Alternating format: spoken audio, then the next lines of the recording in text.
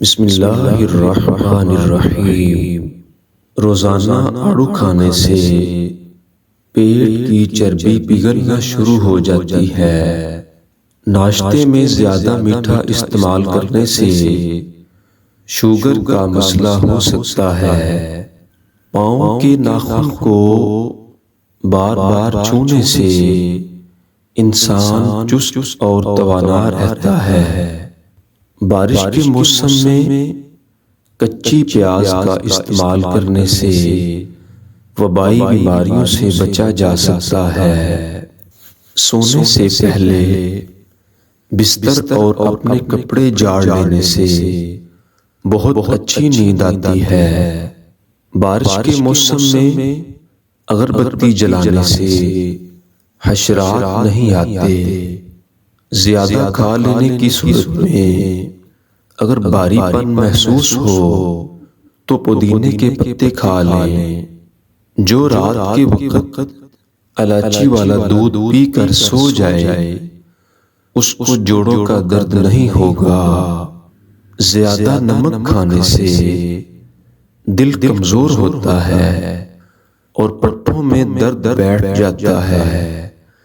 ذہنی دباؤ دماغ اور دل کو کمزور کرتا ہے۔ نمکین لسی پینے سے دل کو طاقت ملتی ہے۔ رات کو زیادہ کھانے والا انسان بہت جلد بوڑھا ہو جاتا ہے۔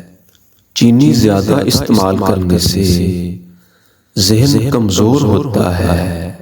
کالے یرقان کے مرض سے بچنا ہے تو گنے کا رس پیا کرو۔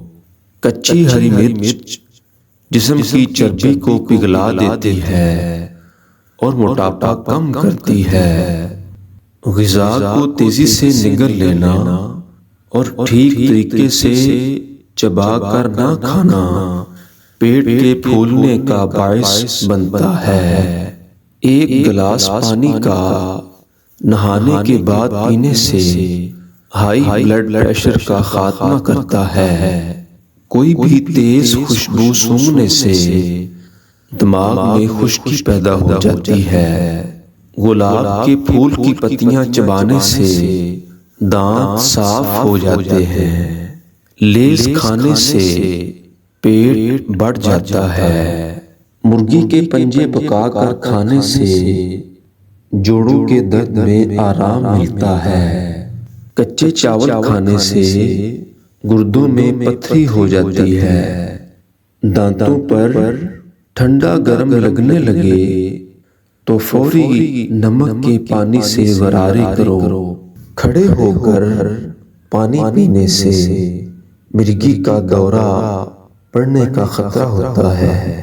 زور لگا کر پخانا مت کرو، اس سے مثانے کو نقصان پہنچتا ہے۔ گوشت کھا کر اوپر سے دودھ نہیں پینا چاہیے، اس سے دانت میں کیڑا لگ جاتا ہے۔ پھل کھا کر پانی پینے سے کھانسی کا مرض ہو جاتا ہے۔ جو لوگ صابن کی جھاگ سے شیو بناتے ہیں ان کے بال کڑک ہو جاتے ہیں۔ کھانا کھانے کے دوران پاؤں کے بل مت بیٹھیں، اس سے دماغ کمزور ہو جائے گا۔ محنت مزدوری کرنے والے بندے کو شکرگندی لازمی استعمال کرنی چاہیے۔ کچا کیلا دودھ میں ڈال کر کھاؤ، کبھی کمزوری نہیں ہوگی۔ نہاتے وقت کان میں پانی چلا جائے تو کان میں سرسوں کا تیل ڈال کر الٹے پاؤں چلنا شروع کر دیں، فوراً کان کا پانی نکل جائے گا۔